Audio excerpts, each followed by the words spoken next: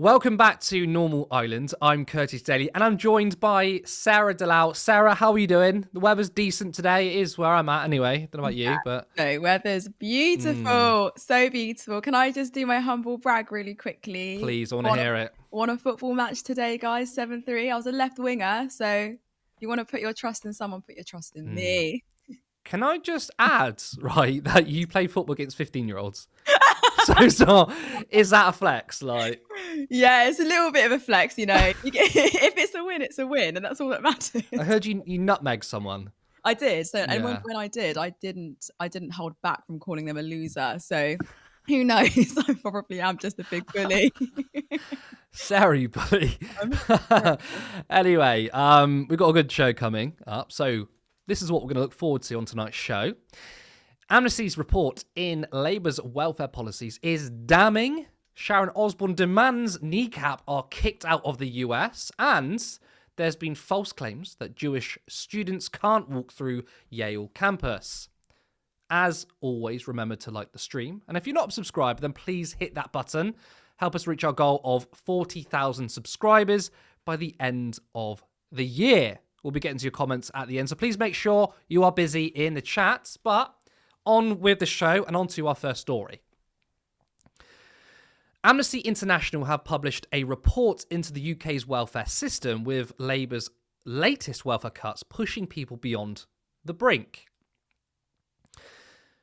Amnesty International UK's new report takes a deep dive into the murky and divisive world of the UK social security system. The unique research is an extensive look through the lens of human rights violations across our basic rights to housing, food, education, healthcare, and social security. The evidence delivers damning conclusions on how the system processes, punishes, harms, and dehumanises people, and fails to meet international legal obligations. Successive UK governments have ignored the UN's pleas to take urgent action to fix this.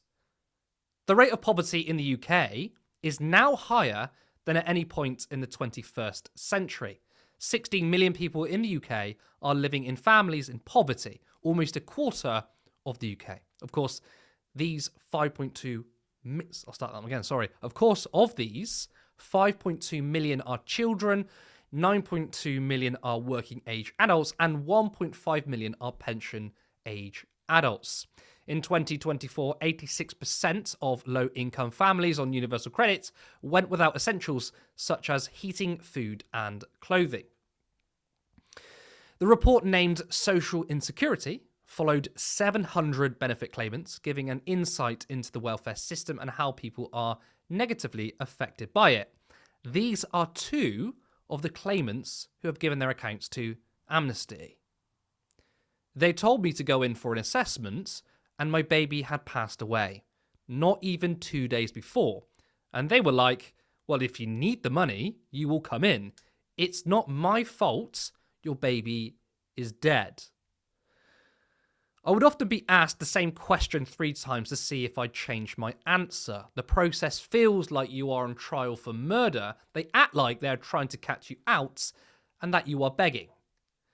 Now, earlier on today, I spoke to Jen Clark, Amnesty International's economic and social rights lead, who authored the report. First off, can you talk me through the 700 claimants you worked with? What was the most common experience you found with them? So we talked to 782 people. About 147 of those were advisors, and they were around the UK. And what we did with their testimony was kind of benchmark them against international standards of what social security systems are supposed to be according to the UN. And so the findings are, well, it's no surprise to anybody, given that the poverty levels are 16 million and 36% of children in the UK experiencing poverty, that the level isn't enough. The payment level is too small to meet the purpose, actually, of a social security system to ensure people can have an adequate standard of living, afford food and housing. But the large bulk of what the findings kind of indicate is that the system is too difficult to navigate for people. The assessment processes are quite brutal and often don't turn out the result of people getting access to the benefits that they're eligible for, meaning people have to go through long, kind of lengthy appeals processes to get what they're entitled to. And 7 out of 10 PIP claims that go to appeal are overturned. So people do get granted it, but it takes up to 18 months. And one of the biggest things that I think came out for me that I was not surprised about, but the wealth of feeling about this was overwhelming, really, that people just don't feel like they're being treated with dignity and respect. You know, there's a real issue in the social security system that people feel like they're being treated cruelly, whether that's because they're getting 100% sanction, you know, they just their basic universal credit just being stopped because they've missed a bus, or and the lack of compassion in the interactions with DWP. So we had one lady who talked about losing her child and then being told she had to make her appointment or she would be sanctioned. You know, I mean, of course, issues with our welfare system has been from successive governments. That's laid out. But can you tell me what the impact has been from Labour's policies, especially the cutting of personal independent payment? yeah, you're absolutely right. Various different governments have played sort of political football with the social security system, and that's exacerbated poverty. It's made it worse. It's exacerbated mental health problems. Actually, loads of people told us 78% of people who were sanctioned said that it had a negative impact on their mental health. And people are, you know, sharing kind of suicidal ideation and stuff as part of the research as well. It's awful. The hope that this Labour government was going to come in and reform the welfare system to be more human rights compliant, I think, has gone now. We're in a situation where the cuts that they put forward in the Green Paper and the Spring Statement are retrogressive. There's no two ways about it. They do not um, tackle poverty. They, in fact, through their own impact assessment, which many people believe is an underestimation, they do say that 250,000 more people will be in poverty. That's a retrogressive measure. They are removing some of the legal protections for uprating methodology. So basically, the Secretary of State can set benefit levels. What's supposed to happen under the international frameworks is that like minimum level should be protected cast iron as a methodology and a measure of a minimum standard of living. So some charities talk about it as an essential guarantee. It's like a protection floor that no one should fall below. And we don't have that in the UK. What we have is bits of legislation that say how the government should make decisions on welfare. And in order to implement the cuts in the social security benefits, they're going to have to unpick some of those legal protections that mean that they have to be uprated annually. So actually, what we're doing is taking a massive backward step when what we should be doing is actually doing the opposite, legally protecting these rights, legally protecting a social minimum floor no one can fall below in their standard of living, so that you can't have political whim just ripping people's rights away, making their poverty worse. You've worked with a lot of claimants, right? I think over 700, you said. Has have any of them felt there's been a change in the last 9 months, obviously, which is when Labour came to power, and that is for better or for worse? Not specifically over that time. Interesting though, to come back to that dignity and respect point. If you talk to claimants in Scotland about their experiences of the system, the part that's partially devolved, so the adult disability payments, claimants of that say it's still not enough, but at least they treat us with compassion. So there is a real significant difference in their experience of how they're interacting with government officials through their claims. So there isn't a specific kind of deterioration or improvement since Labour came into office. Um, but there are significant improvements. It shows that you don't necessarily have to spend money to change culture. And that's what's at the heart of the indignity, right? Where's the accountability for that? It's not built into the system. How can people get access to justice for that? Well, they can't. There's no legally protected rights. What other things do you think we can do to immediately change this? And then I suppose another question is the wider implications, the wider policies. whether it's looking at the media, because the way people are stigmatized in the media, whether it's looking at the economy as a whole, maybe a universal basic income, that everyone has sort of a basic level of living. Is that something that maybe you would hope to see from this report? Yeah, so I mean, we have a long list, but the quick fixes, these are things that need to happen now to stop the harms that are happening within the system. So lifting the two-child limit for sure. There's an opportunity to do that through the child poverty strategy. Is it looking likely they're going to do that? I'm not sure. And that includes the benefit cap overall as well, and including the local housing allowance and re-indexing that to the real cost of rent.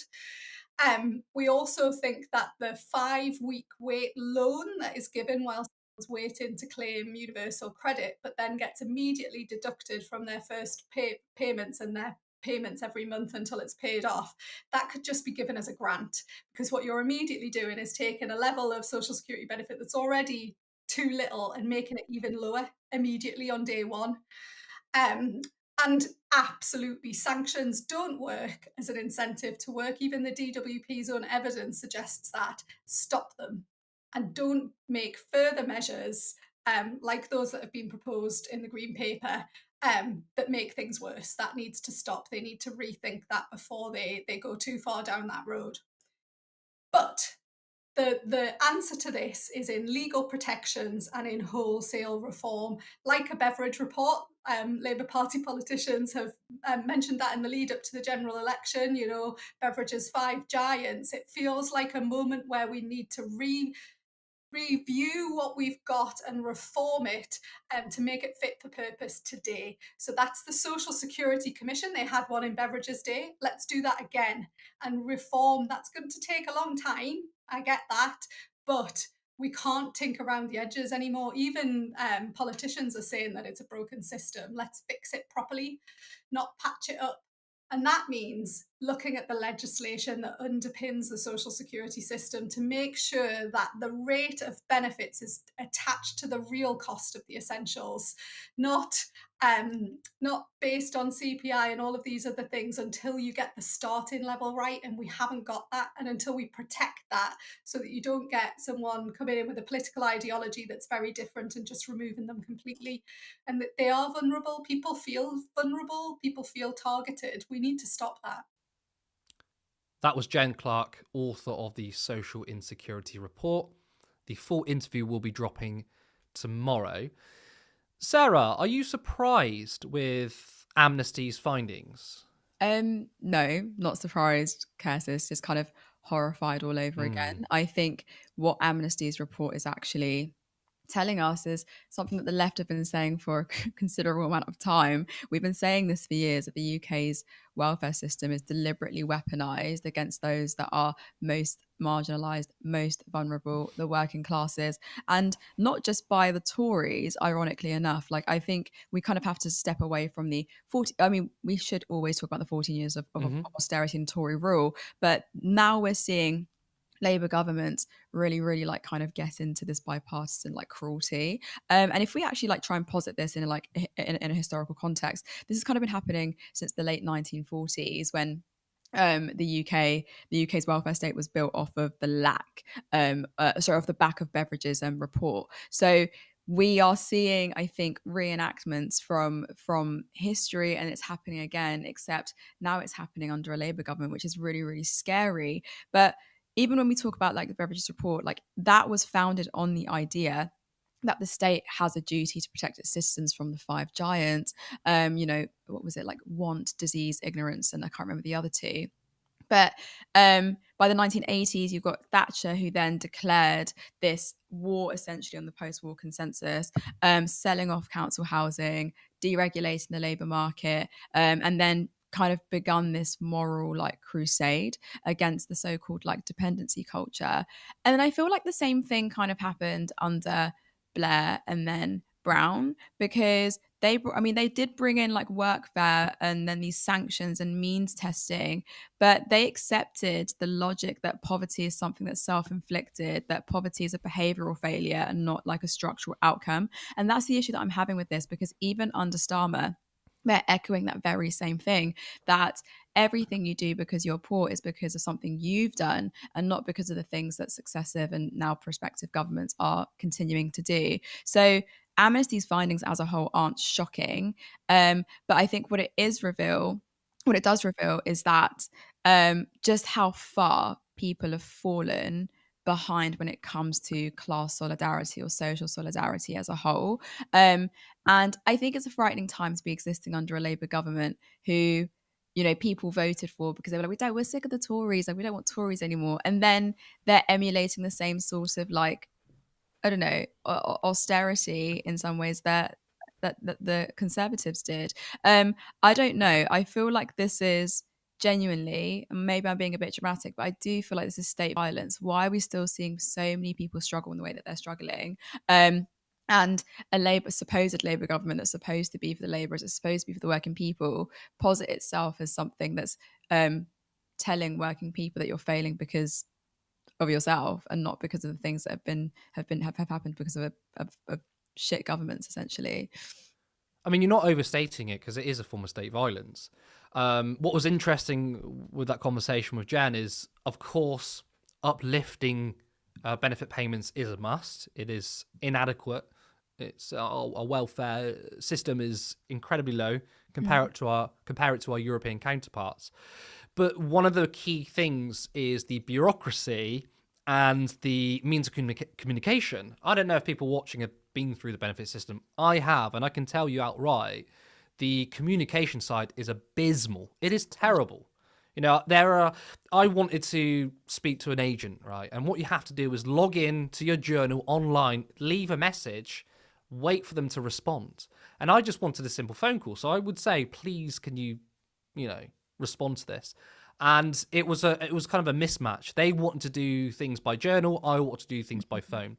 Then there's, of course, the culture around it, which, again, Jen points out through these 700 claimants. And, we didn't need this report to know that there's a culture of fear surrounding benefits because of the accusations. And that's what we bring into the media. The media constantly pushes this narrative that either people are lazy or they don't need it or we can't afford it. So the media is one of the biggest players in all of this when it comes to the fear and culture when it comes to welfare. Yeah, and actually people don't understand how that the welfare state or the welfare system as a whole is so invasive and dehumanizing in so many ways. The shame that surrounds it is damning. And it shouldn't be like that. It shouldn't be like that because what should happen is that we have a structure that is good enough and fit enough to actually cater to the most vulnerable and the marginalised, but that it's not doing that. And what I find really irritating at the moment is that Labour's current leadership is constantly like saying, we're trying to be fiscally responsible, like fiscal responsibility, but who are you trying to be responsible to? Like fiscal responsibility to whom? Because it's not responsible to starve kids. It's not responsible to then but go really, really hard on this on the two-child benefit cap and all this sort of stuff. I think that what's concerning here is that their responsibility should be to cater to those that are being failed by a really, really shit system that doesn't care about the working classes. Why is it that we still exist in the welfare system where people are uncomfortable to approach the welfare state and say, I'm struggling at the moment, I've fallen out of my job, or like I've lost my job, or I'm now disabled. And then you have to go through this really, really horrific process. We've done an analysis on what Labour wants to introduce in terms of the point system. So the whole thing is invasive, the whole thing is dehumanising. And I don't know what we're seeing, like even with the two-child cap, it's not a neutral accounting measure at all. It's something that is an ideological like bludgeon rooted in what I think is eugenics. I think there's a eugenic logic to this, where they're trying to revive some sort of like Victorian poor law, where they're like, "Oh, you're poor, so you should suffer more."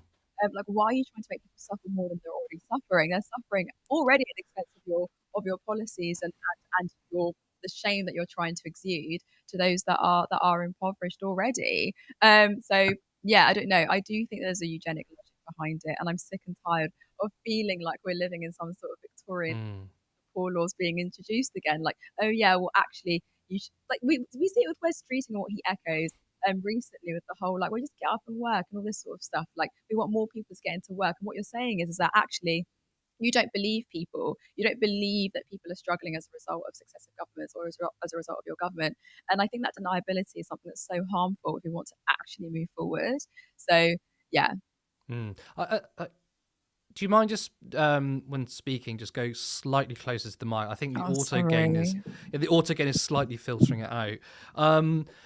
I wanted to pick up on what you said earlier about the Beveridge report, right? And this is also what Jen speaks about. And it's interesting, obviously, after World War II, we had the post-war consensus, which is that we're going to invest in people, we're going to invest in council houses, we'll have the NHS, we'll have a proper welfare state.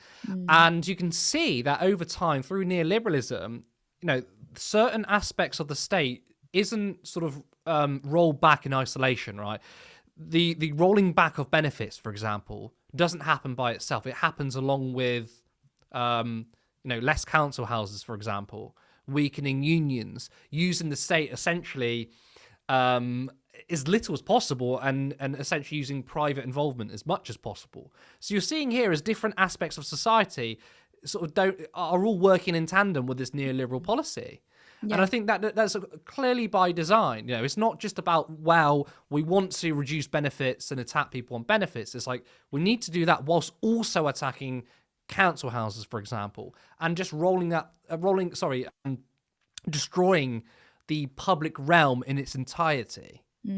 Yeah, really great point, actually. And you're so right. And I think the Beveridge report is very, very relevant to this. I think when we try to posit this within a historical context, it actually makes it so much more damning because I'm trying to remember, I think it was squalor and idleness as well, that they were like, we need to save people from these 5 giants. But I find that there is this almost neglect. That's not the right word I'm looking for, but they do willfully neglect those that they deem to be just lazy. And that's not the case at all. And I feel like they're picking up on some right-wing rhetoric that's actually really, really harmful, where they're like, oh, like, come on, you can just get out there, but let's strip this from you and let's make it harder to access certain forms of housing, or let's increase the number of landlords and they can have more properties, and let's not close these tax loopholes. Like, there are so many things that can be done. There are solutions that we are giving to these awful things that they're doing, but no one seems to be listening. So I don't know what's going to happen as a result of this report that Amnesty have released. I'm glad they have released it. But again, it's going back to what we were saying earlier. It's something that we have revealed time and time again, and this whole I'm sick and tired of neoliberalism really, really taking a stronghold of British society today. Can you hear me better now? Yeah, no, you sound so much better. Let's move on. We're already getting at 8:15, so we've got a lot more to cover. Sharon Osbourne has hit out at Irish band Kneecap for their criticism of Israel at Coachella. Kneecap have been staunchly behind Palestinians, and whilst performing at the festival in the US, they were clear in their statements. At the end of their set at the second weekend of Coachella, which was not streamed on the festival's official YouTube page, Kneecap projected 3 screens of text. The first message said Israel was committing genocide against the Palestinian people, followed by it is being enabled by the US government, who arm and fund Israel despite their war crimes. And a final screen added, "Fuck Israel, free Palestine." During the performance, band member Mo Shara said, "The Irish, not so long ago, were persecuted at the hands of the Brits, but we were never bombed from the skies, with nowhere to go. The Palestinians have nowhere to go." The band also led the audience in chants of "Free, free Palestine." Now, not a thing they said was a lie. Now, for some reason, Sharon Osbourne decided to attack them, going as far as to call on the US to revoke their visas. Sharon Osbourne has urged US authorities to revoke work visas for Kneecap after the Irish language rap group used a performance at Coachella to denounce Israel attacks on Gaza. The TV presenter accused the band of hate speech and supporting terrorist organizations, and said it should not be allowed to perform in the US. "I urge you to join me in advocating for the revocation of Kneecap's work visa." So that's Sharon Osbourne trying to get Kneecap cancelled for their opinions. Now, ironically, Osbourne was moaning about cancel culture in the Times. Everyone is scared of saying something wrong. It's no way to live, the TV star on cancel culture.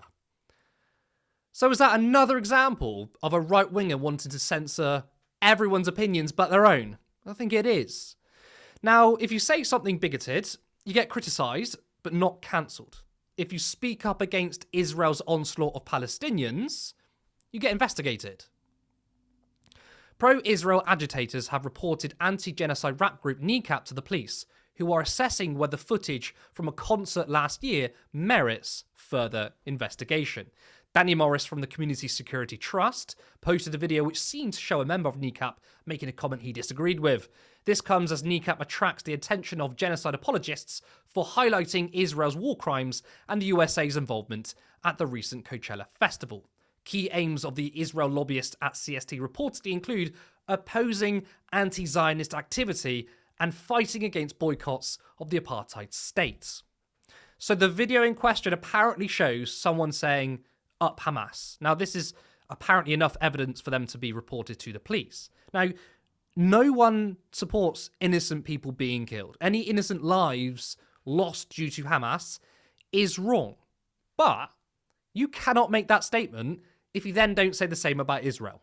They used the Hannibal Directive on the 7th of October. They killed Israelis on that day.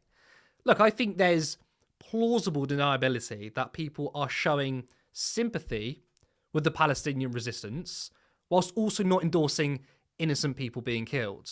Sarah, the right loves to bang on about cancel culture, but in reality, the things that can actually get you cancelled aren't the sorts of things they talk about. It's speaking up against genocide. Yeah, literally. But this is the thing, though. On the right, you can be racist, sexist, homophobic, all you want, and you can probably get a book deal. And that's what tends to happen. That's what pisses me off so much about them. They don't get cancelled. They just actually gain more profit whenever they do speak out about things that are obviously really, really heinous in nature. But speaking out against genocide, wearing a Free Palestine T-shirt, like you said, you get investigated, and then even in the US, you risk getting deported. But historically, censorship in liberal democracies has always been selective. That's happened during the Cold War. Artists and academics were literally blacklisted for being criminals, but not for being criminals, but for opposing regimes. And that's something that's happened historically throughout history. But if you fast forward today, I think we're kind of watching the same playbook happen right in front of us. You can say Free Palestine, I criticize settler colonialism, I criticize Zionism, you're labeled an anti-Semite. So I don't know, artists like Kneecap are being targeted not because they're being offensive, but because they're threatening the ideological legitimacy of the West's imperial allies and also what the West do in terms of pushing imperialism forward. So you can mock God, you can burn flags, or call for revolution in music as long as it doesn't hurt the feelings of NATO or people who are within certain governments.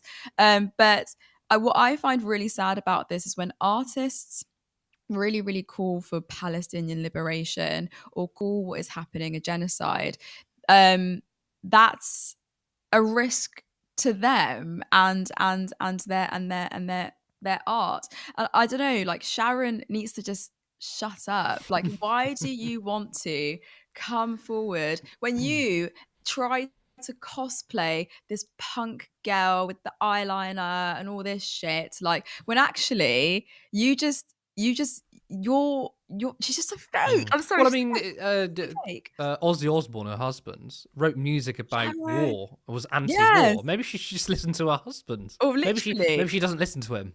No, I don't think she probably does, because he's, I don't know, bless him, on one all the time. But what I find really interesting is that she's literally spent decades profiting off of this sort of stuff. She's profiting punk rebellion, a heavy metal, anti-authoritarianism, and suddenly she's playing the role of Empire's etiquette teacher. She's like, oh no, that's too much, you can't be doing that. And I don't know, it is colonial cosplay in a way. It's giving, I'm going to defend the crown at all costs, and I'm going to wear a Union Jack bag whilst I do it. Kneecap's art is deliberately provocative. Everyone knows this. It's politically charged. It always has been, and it's unapologetically them.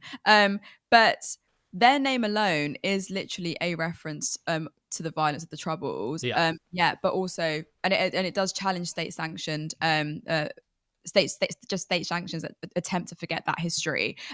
So Sharon is just a comfortable elite who's tried to posit herself as someone who is worthy of giving an opinion, when actually, I'm sorry, like, you don't get to give an opinion and say that people deserve consequences for speaking out when history is unfolding in front of us, and it's a damning history at that. So you can wear the punk eyeliner, Sharon, but I see right through you. Stop trying to be an advocate for British militarism. That's Absolutely, weird. yeah. Now, look, in terms of this video in question, all right, which is what someone shared, that someone said, "Oh, up Hamas." Okay, we wouldn't say that. No. But can it be possible, right, to not endorse everything that a group does, but to understand the context surrounding the entire 75-year occupation? I mean, Hamas literally wouldn't exist without it. And then you factor in the CST, who oppose anti-Zionist activity as one of their aims. There's nothing wrong with anti-Zionism. Well, exactly. This is the thing. But we have this conversation all the time, Curtis, pretty much, where we're literally always saying it's getting tiring, but it's also so important, you know. Yeah, where we're like, oh, it's actually okay to call out Zionism, and it's not anyone being anti-Semitic or being like, egregious in nature. Call out Zionism. We know for a fact that we're not going to conflate it with Jewish people. Like, we always make that distinction. But what we do say is, hey, what's happening over there is atrocious. What's happening over there is a genocide.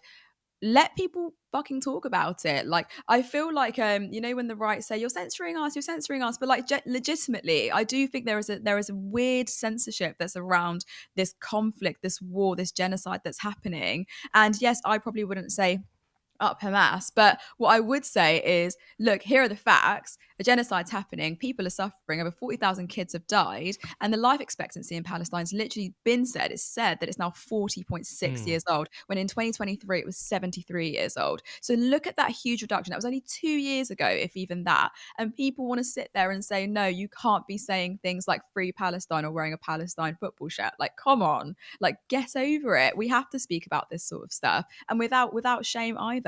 I'm sick of the classic imperial, like, the dissonance. Like, people are so like, I don't want to talk about it because I don't want to get into trouble. But no, we have to speak about it.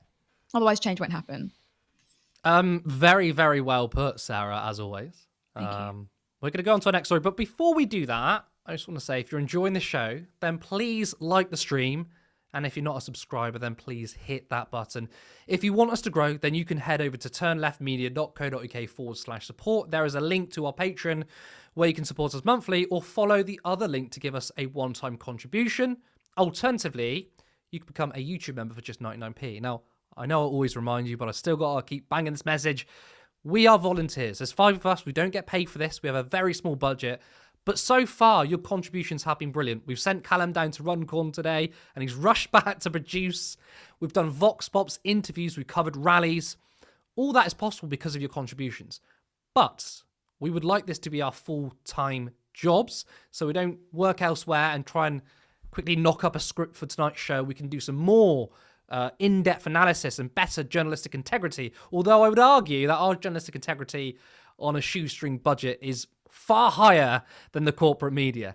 But I want to thank everyone who's contributed so far. But again, if you can't afford it, don't do it. Just like the stream, comment on it, share it. We're live on Twitter as well, so give us a like and a retweet. I'm not calling it X. Sorry, Mr. Musk. But of course, I want to thank our lovely audience who have been there from the beginning. But let's go on with the show and on to our final story of the evening. There is a claim. Sorry, I start that one again. There has been a claim made online that Jewish Yale students are not allowed to freely walk around campus, as they have apparently been blocked by pro-Palestinian protesters. We will not stop, we will not rest this close. Divest. We will not stop, we will not rest this close. Divest. We will not stop, we will not rest this close. Divest. We will not stop, we will not rest this close. Divest. Say again. We will not rest this close. Our campus is public space. We can only go around. This is public campus. You don't own this. I pay for this, just like you. I'm a Yale student. I pay tuition. This is my space too. I want to walk through. The people united will never be defeated. Are you going to get out of my way? Can I walk through? People united will never be Why can you guys stand here? I can't. People united. Why can't I go? Why can't I go through? The people united. I can walk through. Why can't I walk through? The people united will never be defeated. Why can The people united will never be defeated. Hello? The people united will never be defeated. I mean, I feel like the video kind of debunks itself, right? There is a protest going on. Of course, you just can't walk straight through it, but you can go around it. I mean, it's a tactic to break up a protest. Now, the person in the video does claim that the protesters allowed other people through, which, we can't verify with the video. This is, I guess, supposedly evidence of anti-Semitism. But we found this. Literally him, moments later inside the encampment. He is a known counter-protester who was at every single rally. It has absolutely nothing to do with him being Jewish. He got thrown out of an event for doxing non-Zionist Jewish students. So if you are there specifically to agitate a protest against genocide, I'm sorry, that is a normal response. Now, Cassie Akiva, a journalist from the right-wing outlet Daily Wire, made a claim that Jewish students were being shouted at for simply listening to a lecture at the same university. To the sea, from the river to the sea, Palestine will be free. Palestine will be free.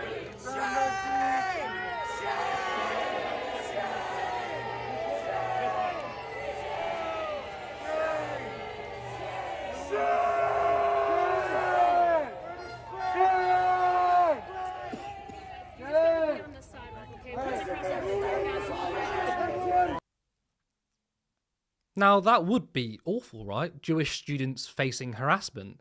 Well, what Cassie conveniently missed out is that the lecture was being given by Ben-Gvir, the far-right Israeli politician who was serving as Minister for National Security. Now, what kind of man is he? Well, he has been shaped by the extremist ideology of Mir Kahane, joined the KAK party before its terror designation, and has defended Lahava, a violent anti-Arab group known for incitement and hate marches. Lahava is a racist, anti-miscegenation group that demands the expulsion of Palestinians, the banning of Christmas, and considers church sites of idol worship. Ben-Gvir's rejection of peace with Palestinians is reflected in his open hostility towards Yitzhak Rabin, whom he mocked before Rabin's assassination and later harassed the former Prime Minister's granddaughter. A resurfaced photo showed Ben-Gvir holding an emblem from Rabin's car, boasting at the time, "We got to his car and we get to him too." Now, Israeli media reported that he called on the army to shoot Palestinian women and children in Gaza during a meeting.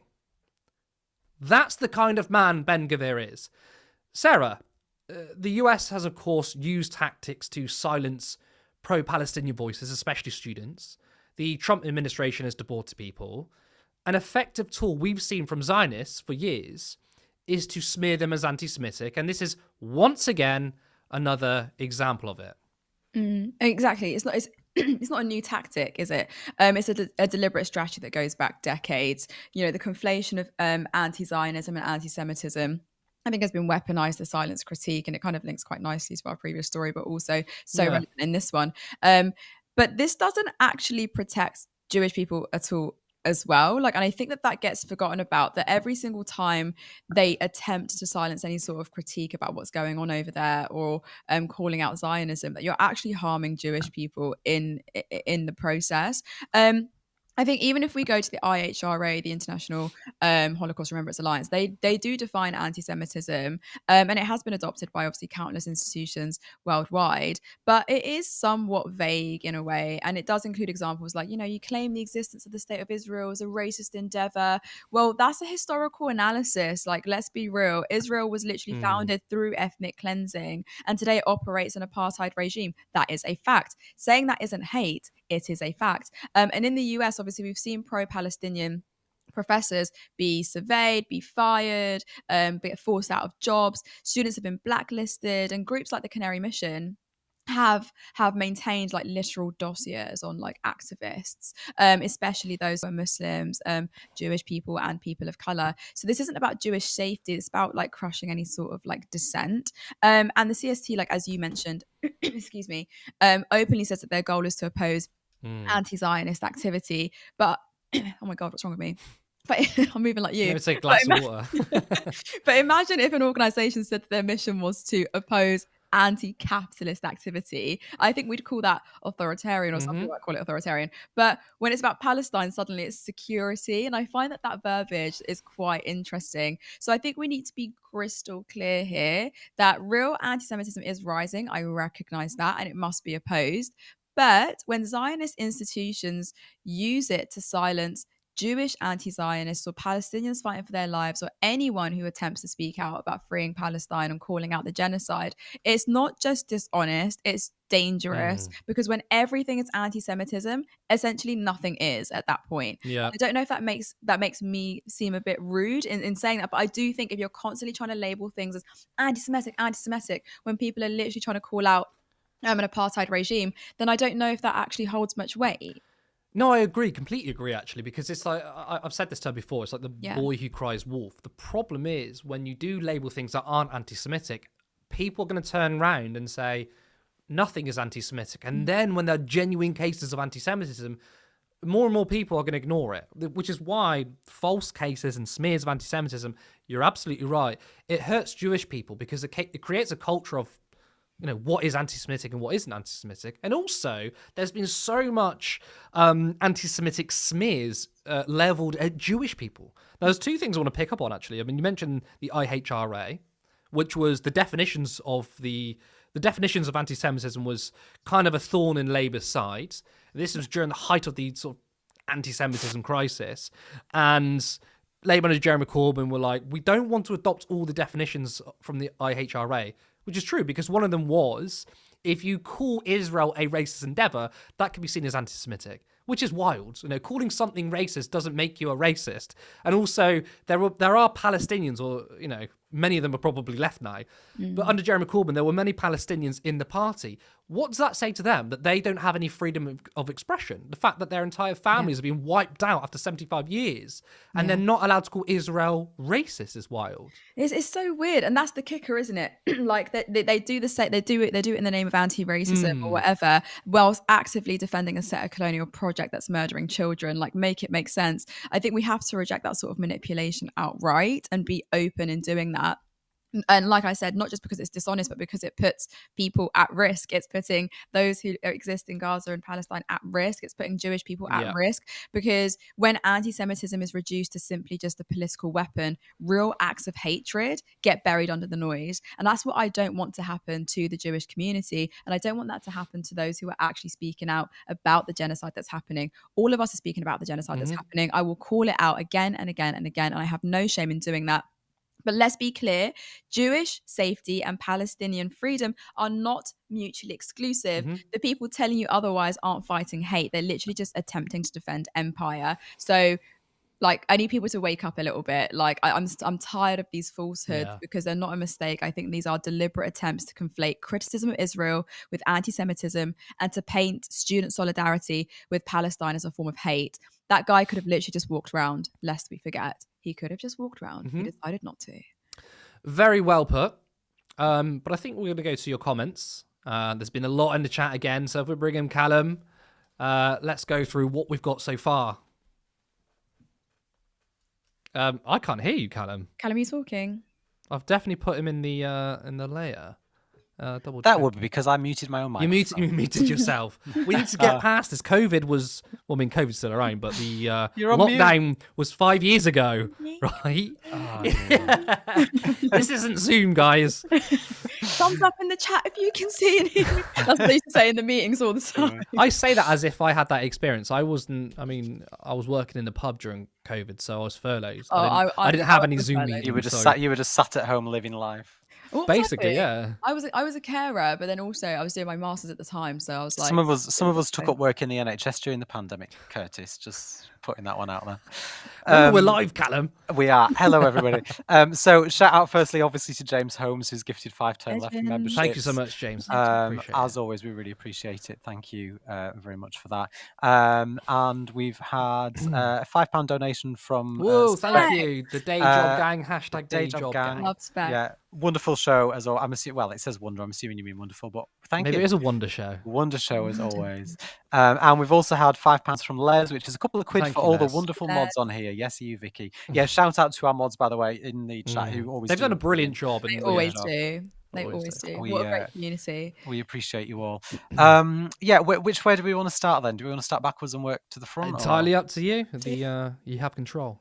Ooh, well, okay, let's start at the end and we'll go backwards then. So, Flow Snake, this stuff from Bengavir through the provocateurs to the attempts to silence anti-genocide protesters actually endanger ordinary Jewish people by association. And I think this is really important. I mean, Sarah, you've touched on this already, but a lot of this behaviour that we see, not just from Bengavir, but also a lot of the rhetoric around this conversation, it belittles anti-Semitism. You know, it's like you said before.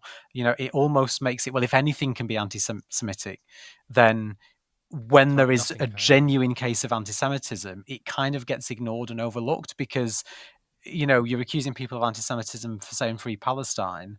You know, when real actual anti-Semitism takes place, it just doesn't get dealt with properly.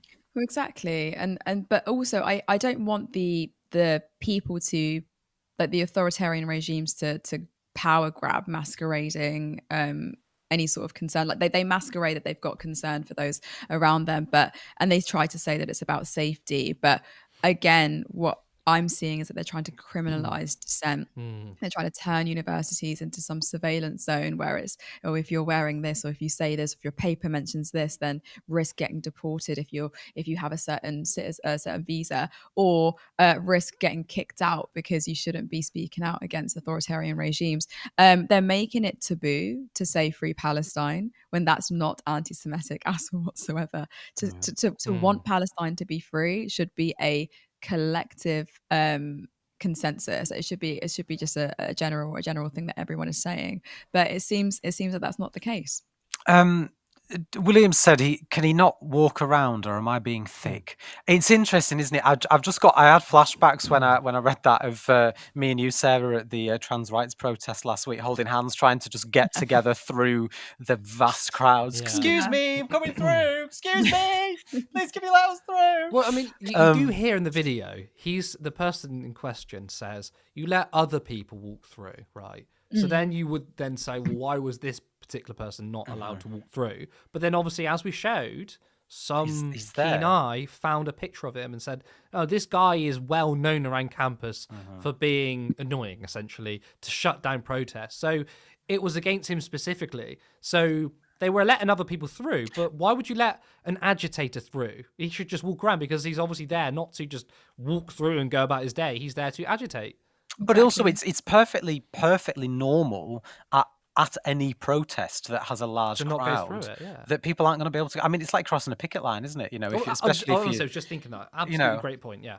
So, like, you know, you can't come through if you want. Just go round. You know, if you're part of the protest, if you're part of the strike, then absolutely come and join us. But if you're an agitator, then go round. It's got nothing to do with your personal identity, you know, or necessarily even your views. It's just, you know, it's a protest, and that's what happens. But like you know, like we've pointed out, he got through anyway.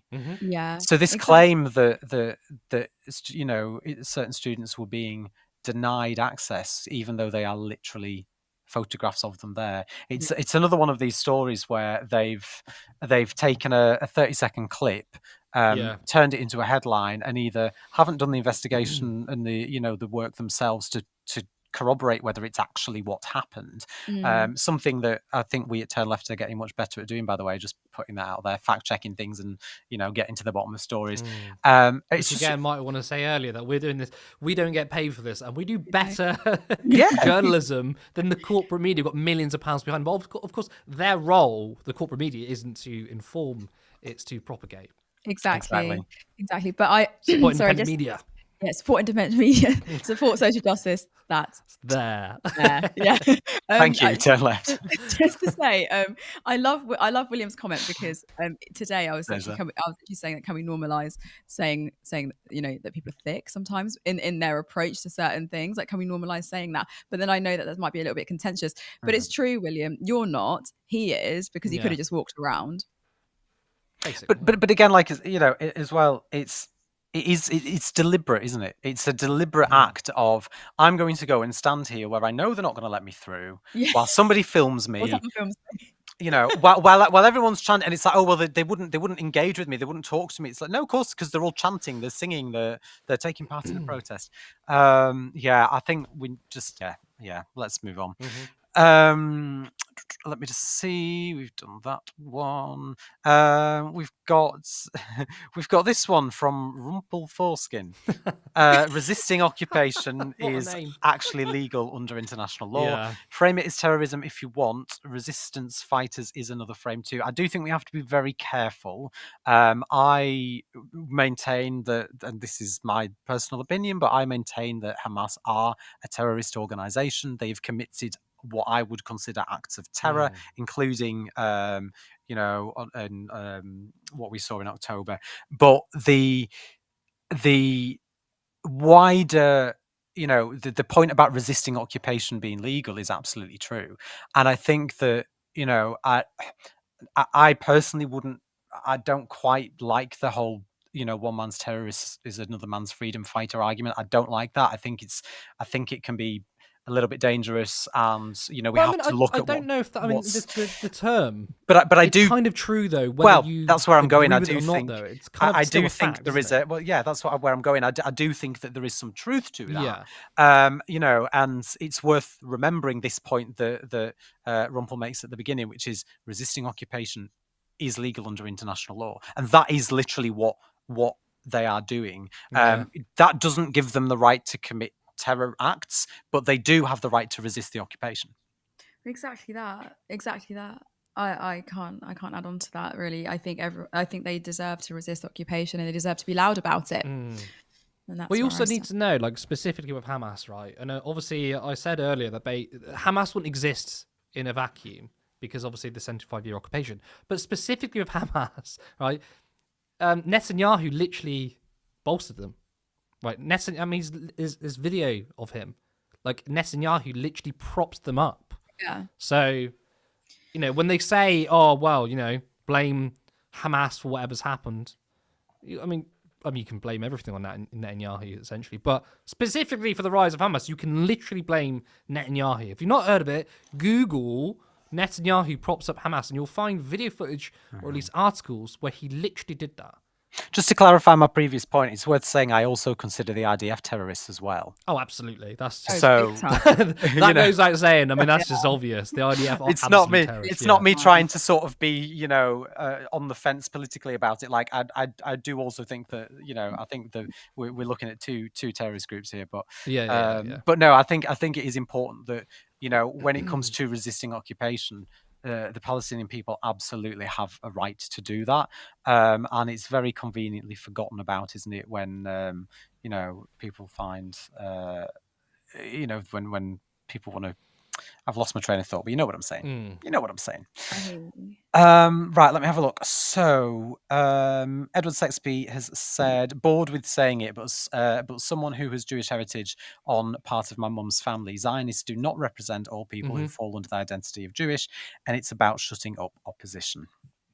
I mean, I hear your sentiment saying bored of saying it, because almost every other show, or at least every week, we talk about weaponization of anti-Semitism, and it does get boring, but you have to call it out, otherwise it goes unchecked, right? But it is so boring. It was boring when it was being leveled at Jeremy Corbyn. It was boring when it was being leveled at me on Twitter, and it's boring now. So I completely understand your sentiment, Edward. It's getting boring.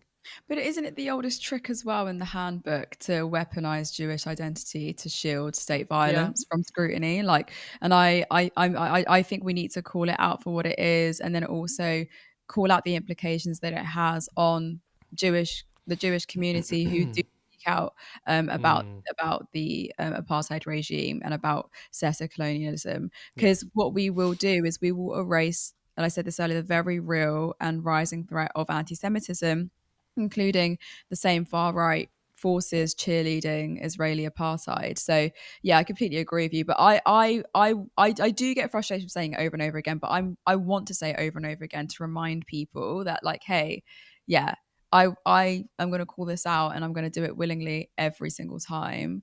So yeah, I hear you, Edward. Sticking with Edward, but moving on to one of our other stories. Edward said, as Kneecap said, Sharon needs to go and listen to the track War Pigs by Uzi's former band Black Sabbath. Sharon. I mean, that was what I was trying to refer to earlier. I can't remember the name of the song. But yeah, it's. But then the thing is, though, Sarah, what you brought up earlier, it almost doesn't matter what kind of music Ozzy Osbourne made. I mean, his political views might not even be very good anymore. It's performative. Yeah. And that's where you got like the whole sort of goth rock band kind of like anarchist rebel. Yeah. It's a aesthetic, isn't it? Well, exactly. Like, and that's what Sharon's doing. Comfortable elite. She wants cultural rebellion without any consequences. Like, yeah, I don't know. Just this whole like, don't you dare criticize history, and don't you dare criticize things that need to be criticized. Like, it's okay to sing about smashing the system, but whilst you're at it, just wave a British flag just to show that you're on our side. Like, and it's just, I don't know, it's fraudulent and it's performative, like you said. And I don't want any performative acts anymore. I want people who actually say what they mean and mean what they say, and emulate that in full. Sharon Osbourne doesn't, and I don't know about Ozzy Osbourne that well, so. I mean, talking about cultural rebellion, you speak to a right winger, they think that conservatism is culturally rebellious. Wild stuff, by the way. They think the Conservatives are culturally rebellious. Well, you'll hear now from right wingers, they say, actually, conservatism is punk. Because they seem to think, well, all right, a majority of people are kind of fairly progressive. Yeah. Just because a majority opinion is one thing doesn't necessarily mean that you're in a minority, that you're being rebellious. I mean, still institutions are very conservative. So honestly, it's wild stuff. Maybe it's Twitter-brained. I don't know. No, maybe. But I think you're probably right. You're right. Still on the same topic, we've got Anne saying, yes, boycott Sharon Osbourne. I mean, I've been boycotting her for years without even trying, so I can just continue that. Not very difficult. It's interesting, isn't it, that she I think somebody else said, I don't think I've got the comment, but that she oh, sorry, that's from Jim, but I'll bring that back in a sec. That she finds the need to to try and stay relevant by getting involved with these sorts of things. But that's what every elite does. Like, when they find that they're becoming a little bit irrelevant, like they will just say things to trigger a bit of a because what sells at the moment is to say something provocative or to do something provocative. Yeah, of course. And then you get a little bit of money with that. I just think it's all just Andrew said, if Sharon kicks Kneecap out of the US, can we keep Sharon from coming back to the UK? We'll do a swap. We have Kneecap, they can keep Sharon. Why not? Right, let me have a look. Just before we move on, I just want to address Leslie's comment, if I can, just on the topic we were just discussing. Leslie said, I'm afraid Cal has a poor understanding of resistance. Would he criticise the Warsaw Uprising participants? No, I wouldn't. And I don't think that... I'm not criticising resistance from the Palestinian people. I'm not criticising some of the tactics that Hamas used to resist the occupation. I am criticising the events that took place on October 7th, and I am criticising some of the methods that Hamas have used in this fight. Now, that doesn't mean that I don't understand resistance, and of course I support the need for Palestinian resistance against the oppressive occupation.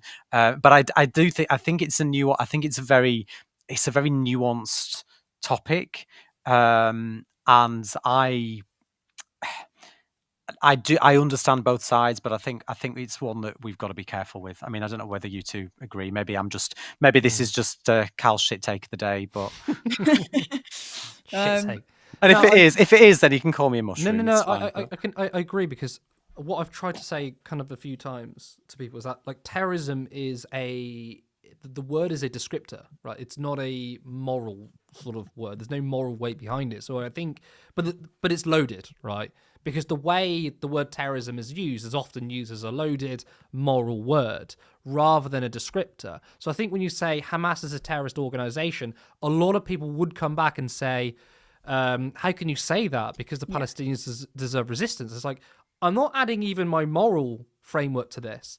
It's that technically, if you use violence to achieve political and religious aims, it is classed as terrorism, which is why I think I give more credence to the one man's freedom fighter as one man's terrorist. Like, that is just a descriptor. So, you know, I can say Hamas is a terrorist organization because some of the things they did is, you know, I would consider a terrorist act. But that doesn't negate anything about Palestinian resistance. You know, look, if I'm honest, if Hamas just killed IDF soldiers and that was it, you could say that is absolutely not a terrorist act, but innocent people were killed. But again, that doesn't mean that you remove the context behind it, because I would still say, look, at the end of the day, would those innocent people be killed by Hamas had Israel not occupied Palestine? You would say no. So I think it's a wider discussion, you know, but I think, look, people are welcome to disagree, because, you know, on this, we're all on the same side here. So I do welcome disagreements, and, you know, maybe I might change my mind. Maybe you might change your mind as well. I mean, I appreciate the same. comments Yeah, coming absolutely. through. You know, I'm happy to. Yeah. I do just want to say, like, because I'm pretty loud and proud about where I stand and stuff when it comes to wanting a secular, like, democratic Palestine, a free Palestine, and I think that's what we can all agree on. That I think what needs to happen is if we can't criticize what's happening over there by starting our argument. I'm not saying us. I'm just talking people generally, by starting with our critique with Hamas. Like, I think what people can start with is criticizing settler colonialism, and then start with the fact that every act of Palestinian resistance, flawed as it may be to some, is born out of decades and decades and decades of land theft, displacement, siege, dehumanization, colonialism. And I think we all collectively oppose reactionary forces within national liberation struggles, but we never let that become an excuse for siding with imperialism or occupation. So, just one last point. But I think criticizing Hamas, I think, must always be done in the service of Palestinian liberation, not as a way to justify Israel's war crimes. Absolutely, yeah. I think rather than having a conversation on what you label terrorist or not terrorist, the real question for me is how the term, or how legally terrorism is applied to people, like, in this country. Like, it's very broad term, and I think No Justice brought this point up, which is that basically, when you are charged as a terrorist in this country and many other countries, you are forgiven certain rights that you wouldn't otherwise. Like, the right to remain silent is given to you if you're arrested. However, if someone charges you with terrorism, you're not allowed that. For me, that should be equal across the board. Like, if we live in a lawful country, whether you're charged as a terrorist or anything else, you should have the right to remain silent. That, to me, is more of an important conversation on whether we would specifically label things as terrorist. I also think, though, as well, that we have to be careful when it comes to. We do have to be careful. But when we're talking about Palestinian resistance, that doesn't necessarily mean we're talking about Hamas. And I think there's often the Israeli government are very good at doing this, whereby any Palestinian who dares fight back against oppression is immediately labelled as a Hamas terrorist. And actually, they may have no connections to Hamas whatsoever. They are simply just Palestinian citizens who are fighting for survival.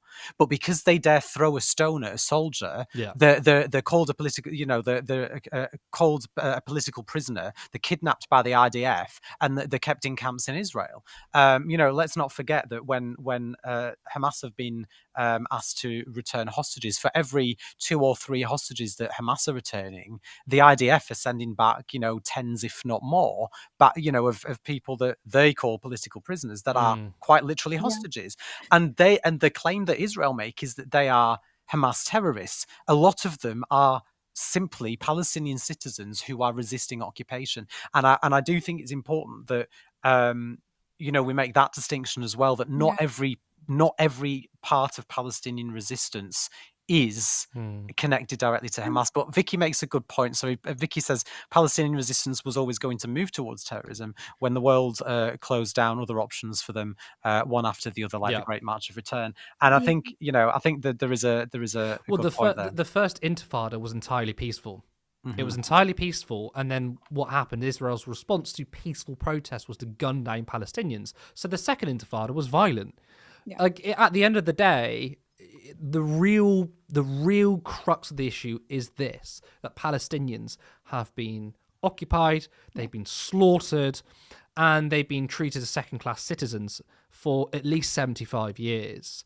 And you absolutely expect them to come back with violent resistance. You can't blame them. This is it. Like, and this is what I mean. Like, and this is what I urge people to do. I mean, I've never called, and maybe I'll get criticised for this, I've never called Hamas terrorists, and maybe I'll get critiques for that. But I've been very, very loud about that since the jump. But I think if people do want to criticise Hamas, then maybe think about how you criticise Hamas, because you have to understand that Hamas operates within the context of brutal, unrelenting occupation. Like, they are not the cause of Palestinian suffering; they are a response to it. They're a response to Israel's apartheid system. Their settler colonialism, ethnic cleansing are at the root conditions of this. So I will say, like, any organization is open to criticism, because that's what happens. People do critique organizations wherever they sit, anywhere.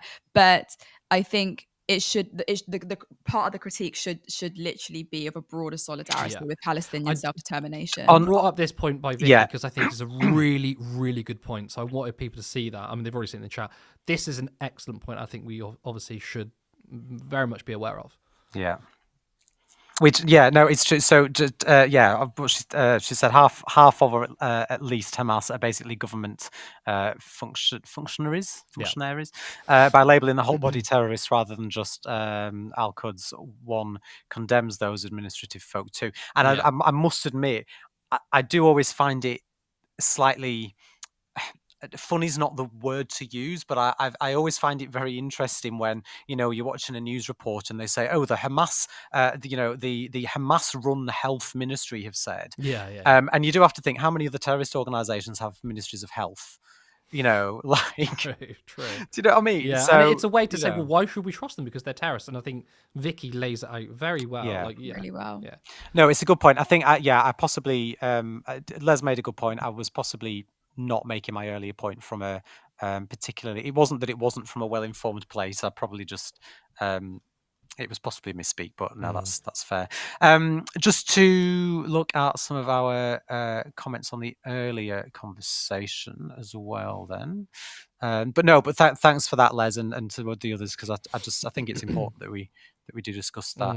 I want to bring this up. So Jack said, does anyone know if it's true that staff working at the DWP are offered cash bonuses for every person that they sanction, or is it just a rumour and there is no evidence to prove it? After you put that comment in, Jack, I did double check and I can confirm that this is not true. Staff do not get bonuses. But they do have targets. There are targets for some things. They're not targeted specifically on sanctions, though. So there is.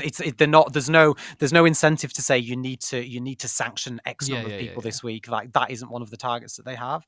There are other targets, but they usually relate more to actual numbers of cases getting dealt with. So if you're someone that processes applications, for example, you're targeted on how many applications are processed, not necessarily how many rubber stamped as green and how many rejected. It's just, say you've got 100 applications in a day, the target is you have to get X amount dealt with within that time frame. It's not as, don't get me wrong, the lack of compassion from many within the DWP is as Amnesty have talked about, is insane. But I do think it's important that we understand, that staff aren't being paid extra or being incentivized to be to not be nice. Just unfortunately, that the way the system's designed, it does happen. And I mean, we've all got experiences, or anyone that's been on universal credit or that's been through the system. I've said I've been on universal credit in the past, and when I'm someone that's worked pretty much since I was about 15 years old. I've worked pretty constantly.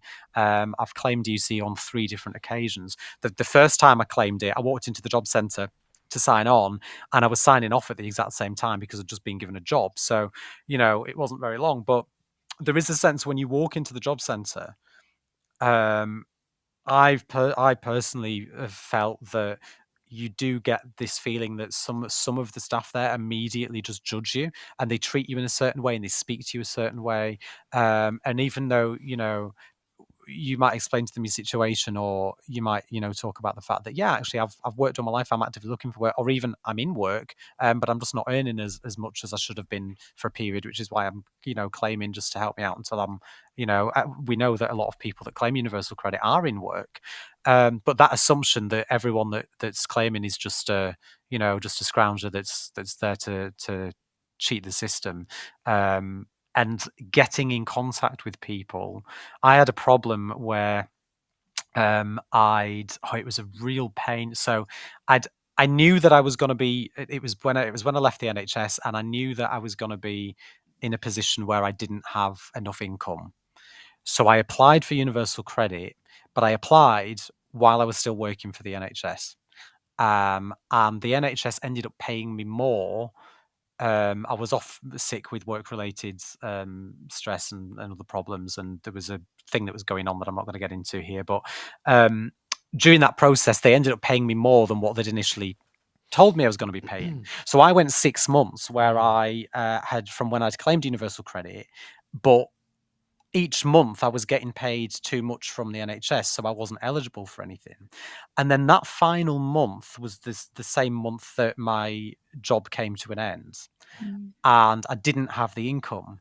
But my employer, I was in a position where I was essentially forced to leave. It was I would have probably had a case for constructive dismissal, but I didn't take it up.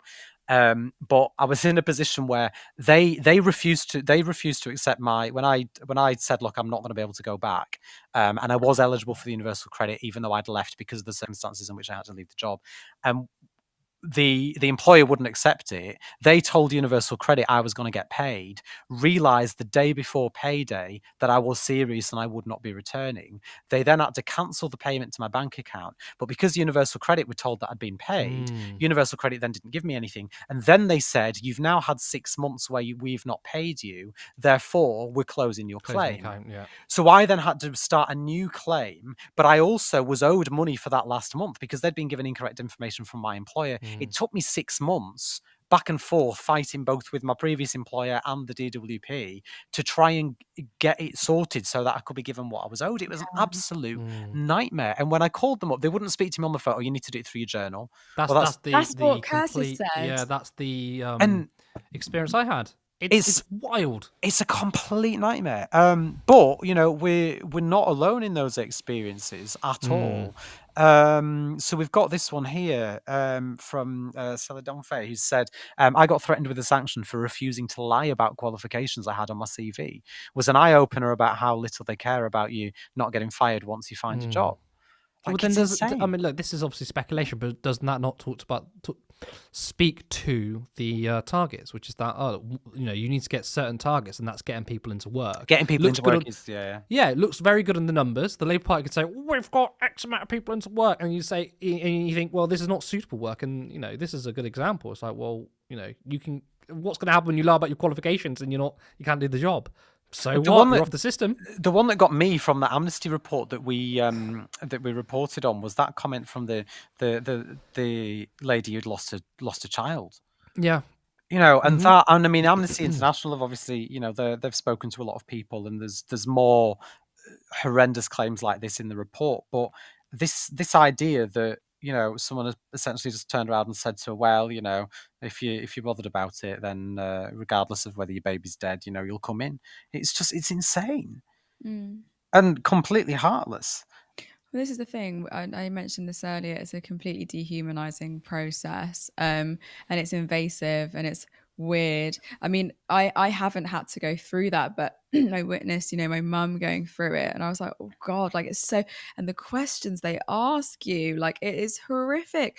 And I was like, this is so demoralizing. And I remember just looking at my mum, and she was so demoralized by the whole process. And I was like, I feel your pain, but obviously I don't know what that lived experience is like. But she doesn't speak great English, I'd be there writing those forms and stuff. But I also thought about like the thousands and thousands and thousands of people who go through this very same process and feel the same sort of fear, like trying to approach a system that's been put there to help. But actually you go there and they're like, sorry, why are you here? What do you want? Like, it's almost like this interrogation where you have to prove that you're worthy of help. And it's so weird. What a weird system. It's insane. And there was another claim in that in the press release we got from Amnesty about someone who'd had a similar experience to me where it had been wrongly cancelled. I just want to read a bit of this. So this is a single parent who was in a temporary role, wasn't getting enough to cover rental fees. And they applied for benefits with a 5-week wait. When the role was made permanent, she says, I got a lump sum of holiday pay in my paycheck, meaning I was paid more that month than usual. Unexpectedly, this led to my benefits claim being incorrectly cancelled. I wasn't contacted about this and had no idea until the money didn't appear in my bank account. I was crying on the phone telling my landlord that I couldn't pay my rent. I had a terrible 10-week wait until my social security payment started again, and I had to borrow money from friends and family. I was offered an advance before the claim came through, but I'd already had one to pay for nursery fees and didn't want to get into further debt. And the problem with that is you get an advance off the DWP and then they take it back off your future payments. So even though you're then getting the future payments, the amount you get is less. Yeah. And that is exactly what Jen was talking about. I don't know, I can't remember if it was in that clip or if it's in the longer interview, but she was saying that what needs to happen, especially with the advance payment, is that needs to be a grant. And I agree. It shouldn't be something you pay back because you have to wait 5 weeks for your first monthly payment. So, of course, most people are going to take I think the maximum is like £1,100 advance fee, right? Of course you're going to do that because they don't pay you straight away. You could first of all end that if you're paid literally that same day. But the fact that they don't, you should not have to pay this upfront grant. That's not a grant, but upfront loan back because each month you need a certain amount of money to pay for rent, food, for example. So give it as a grant or at least pay from day one. And I think, and my question to her was, I think it's very clear that the way the benefit system is set up is to de-incentivize you. It's set up in a way specifically that is very, very difficult. Great point. Yeah. If you were to design something for ease of access, the last thing you would do is follow our current welfare system. It is so inaccessible. And a lot of people, especially when it comes to things they're owed, I mean, you had to fight months to get what you were owed. A lot of people don't have the time or energy. So often they're owed money from the government and they haven't got the time or energy to do it. And the government basically just keeps that money. And I don't know if this was intentional or not, but the amount of gaslighting that was going on from their end as to, you're not owed this money. This money isn't yours. You're not owed this money. You're not entitled to this money. You didn't get you got paid in that month. It's like, no, I didn't get paid in that month. Here's the evidence. But your employer have said so. It must have happened. It's like, no, my employer got it wrong. My employer didn't take the fact that they treated me like shit for 6 months and forced me into a position where I couldn't return to work seriously enough that when I said to them, that's it, I cannot return because you've made my position untenable. And they didn't believe me. So they told the DWP I was getting paid that month anyway. This is like, bear in mind, this is like 3 weeks after I've told them that that's it. And I asked them to end it there and then. That's not my fault that they've not taken it, and then they've obviously had to retract on that. And the best of it was I was sending bank statements as well that showed that the money had appeared as pending in my bank account because obviously they'd sent it to payroll, and then it never made it into my bank account. So I'm showing them, look, here's my bank statements. I haven't been paid, but it still took 6 months to get it back. There's also that thing of sorry, this is just turning into a rant now about the DWP. But the where the job centre is now, where I live, used to be it actually used to be an Argos store. And I actually used to work in that Argos store. So when I first went there, when I had to sign on during the pandemic, and I went and I had to go back, like when they started doing face-to-face meetings again. I'd sort of said in passing when I sat down and said hello to the job coach, something about it's really weird this because you're working where I used to work here, and like I was just making small talk, but they looked at me as if to be like as if I was talking complete nonsense, as if to be like, who the fuck are you saying you worked here, like. and it was just I'm just making conversation. Why are you being so? Why are you putting up a barrier? Let's, we can get along with each other. So yeah, the culture and the way that they treat people is just appalling. I mean, I've not had a chance to read the full Amnesty report, but obviously I have had a look at some of it. And like you said, Sarah, I'm not surprised, but I am disgusted by some of the things that have been reported on. Yeah, absolutely. Just on that point, by the way, yeah, I'm going to say it. We're quite pleased with ourselves being able to get that interview with Amnesty. And Jim said, loving the new interview framing and format, less wasted space on screen, and that came in during the interview with Jen. So, well, I mean, I think it's we'll try and do more and more of those, but also depends if we get these interviews. But it doesn't, make sense to have someone on speaking about one particular thing to do the entire show, nor are they available for it. But it's good when we're talking about a story that you've got an expert on there. So very happy we had that. And obviously, I think as we get bigger, we're going to get more people either reaching out to us, or when we reach out to them, like, oh, hey, it's that Turn Left Media, we'll do that. Because at the moment, I think most of the time when we email people, they're like, who the hell was Turn Left Media? Who the hell's Turn Left? What? Turn where? Yeah. So, I'm although hoping that'll change. I have found, when following up on a few online stories recently, I have found, just when I'm speaking to people and saying who we are, that many people are happy to engage. But but no, it's definitely been a very damning report. It'll be interesting I've not looked, actually. I don't know whether the government have responded to it yet. I mean, they've had chance to today, but it'll be interesting to see if they. Well, we'll see, and then we can follow up maybe on Monday. So yeah. What happens over the weekend. I mean, there's loads more, but we've kind of covered the topics. But Andrew Milton's just said, I think I'm lucky that my lady at the job centre is actually really nice. I think they've just given up on me and take it easy, to be honest.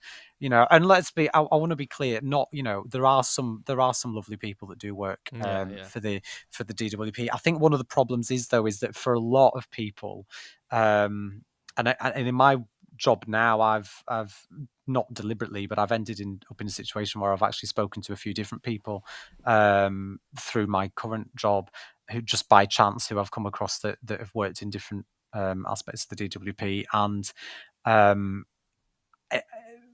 it's, I think for a lot of them, it's just a case because of the difficulty of the job. At the end of the day, people are making decisions about people's lives, and it can't be particularly nice. And I think sometimes some of the staff just sort of, they have to switch off emotionally from the people they're dealing with because they know that it can have a negative impact. But sometimes that leads to people seeming to have no empathy as well, which obviously shouldn't be the case. But not in Andrew's case anyway. And I have had some good experiences with them too, just to say. Michael Askew said, I think Kendall will not listen unless extreme external pressure is put on her. Don't think she will listen anyway. I mean, this is not exactly a new thing. We've talked about, welfare for decades and decades and decades. We know Liz Kendall's past statements. She does not care. This is her politics. She will not budge. In fact, she could not wait to get in government just to slash benefits. Yeah, That's who she is as a person. I'm sorry. She's itching. Prove me wrong, Liz. Do something different. You won't. She's itching for it. That's right. Yeah, She's itching. She's itching for it. But people are upset. I mean, I was out in Runcorn today, speaking to people about the by-election, and somebody I spoke to, they didn't want to be interviewed on camera, but somebody that I spoke to brought up the cuts to the disability benefit and to PIP and everything that's going on there. And their argument was, and I mean, they were making an argument in support of reform, and they were using the whole, we need to look after our own first argument, but the point that she was making was basically, the cutting benefits for people with disabilities. They're going after people on PIP that are on sick. They're going after the elderly by means testing the winter fuel allowance. And the obligatory, we've got homeless veterans out on the street. Meanwhile, all this money is going into housing asylum seekers, etc., etc. And I mean, it was the usual sort of right-wing anti-migrant rhetoric. But the points that she was making about Labour and what they're doing I couldn't argue with, because they are going after people on disability benefit. They are going after vulnerable people in society.